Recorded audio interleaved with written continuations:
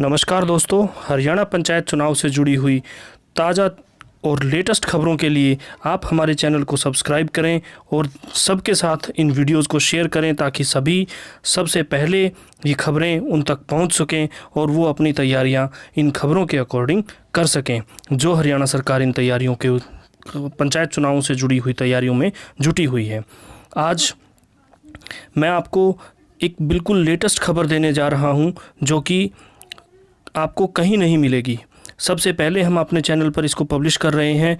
आपको जानकर बहुत खुशी होगी कि हरियाणा पंचायत से जुड़ी हुई हर खबर से लेकर हम सबसे पहले आपके पास पहुंचते हैं। और अभी हरियाणा सरकार ने इस पंचायत चुनाव को लेकर के तैयारियां बहुत ज़ोर शोर से शुरू कर रखी हैं और इसके लिए लगभग सारी तैयारियां पूरी हो चुकी हैं। हरियाणा पंचायत चुनाव से जुड़ी हुई हर एक खबर के लिए आप हमें सब्सक्राइब भी करें।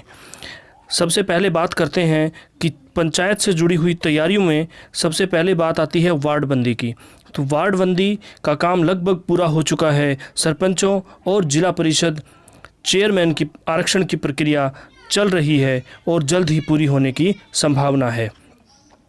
इसके अलावा जो पिछले 7 महीने से जो हरियाणा पंचायत चुनाव डिले होते जा रहे हैं, लेट होते जा रहे हैं, सरकार इनको करवाने में असमर्थता जताती रही है, उसकी वजह रही है कोविड संक्रमण और हाई कोर्ट में चल रही चुनाव प्रक्रिया से रिलेटेड सुनवाई के ऊपर इसका सारा दोष मढ़ा जा रहा है। हरियाणा सरकार की तरफ से ये दलील पेश की गई है कि कोरोना संक्रमण और हाई कोर्ट में चल रही चुनाव प्रक्रिया से रिलेटेड सुनवाई की वजह से इसमें देरी हो रही है।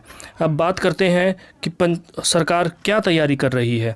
प्रदेश में पंचायत चुनावों की तस्वीर अभी भी पूरी तरह से साफ नहीं है। कोविड महामारी की दूसरी लहर और अब डेल्टा वेरिएंट का खतरा, हाईकोर्ट में लंबित मामलों में कोई निर्णय नहीं हो पाने, किसान आंदोलन जैसे बड़े कारणों ने प्रक्रिया का पहिया रोका हुआ है। हरियाणा का पंचायत विभाग सूबे के लगभग 7,000 गाँवों को लेकर धीरे धीरे प्रक्रिया को पूरा करने में लगा हुआ है।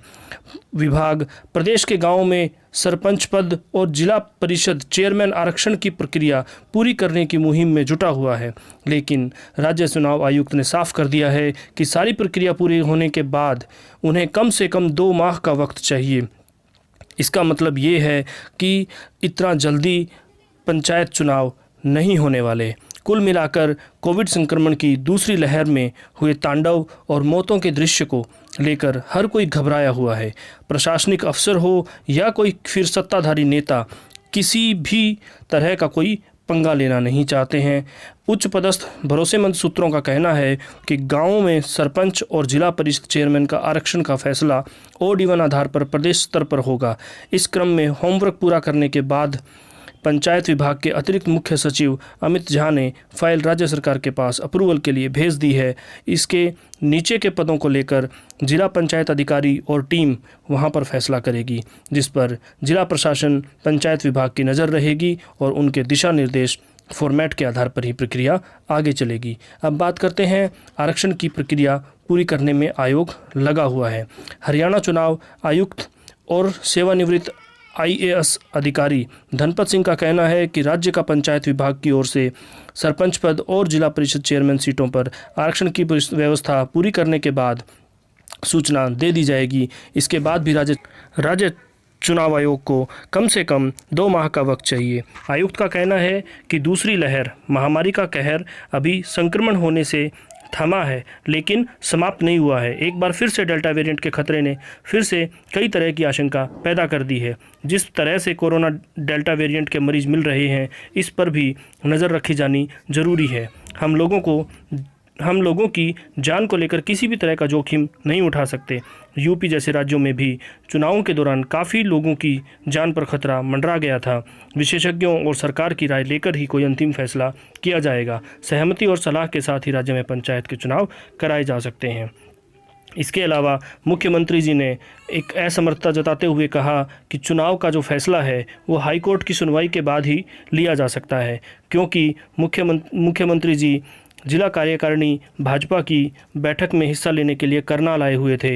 इसके बाद उन्होंने सीएम ने पत्रकारों के सवालों के जवाब दिए, जिसमें पत्रकारों ने उनसे पूछा कि पंचायत चुनाव का मामला कहां पर अटका हुआ है, तो उन्होंने कहा कि पंचायत चुनाव पर मामला अभी हाई कोर्ट में है, 22 अगस्त को सुनवाई होनी है और उसके बाद कोई निर्णय लिया जाएगा। मुख्यमंत्री ने एक राजनीतिक सवाल के जवाब में जवाब देते हुए उन्होंने पूर्व मुख्यमंत्री ओम प्रकाश चौटाला जी पर कहा कि लोकतंत्र और लोकतंत्र में कौन कहाँ जाता है, क्या बोलता है, ये उसकी मर्जी होती है।